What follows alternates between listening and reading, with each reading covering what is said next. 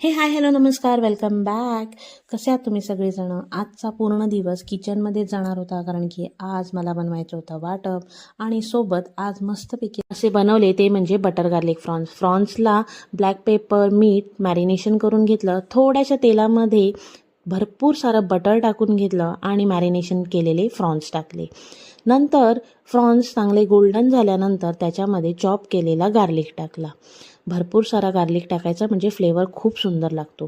नंतर थोडंसं पाणी टाकून नंतर त्याच्यामध्ये चिली फ्लेक्स टाकले आणि माझ्याकडे इन्स्टंट असा तेरियाकी सॉस होता तोही टाकला.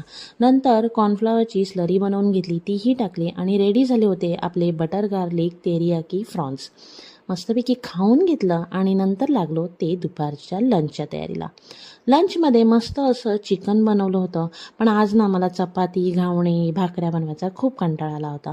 मग काय आज मी मस्तपैकी चिकन पावासोबत एन्जॉय करायचं ठरवलं. चिकन रेडी झालंच होतं. मार्केटमध्ये जाऊन पावही आणले होते. दुपारचं मस्तपैकी जेवून घेतलं आणि थोडासा आराम करून आम्ही निघालो परत संध्याकाळी बाहेर. शिवांशला जायचं होतं प्ले झोनला खेळायला. सो त्याला तिथे सोडलं आणि मी साईडला बसली होती. सो माझं लक्ष माझ्या चेहऱ्याकडे गेलं.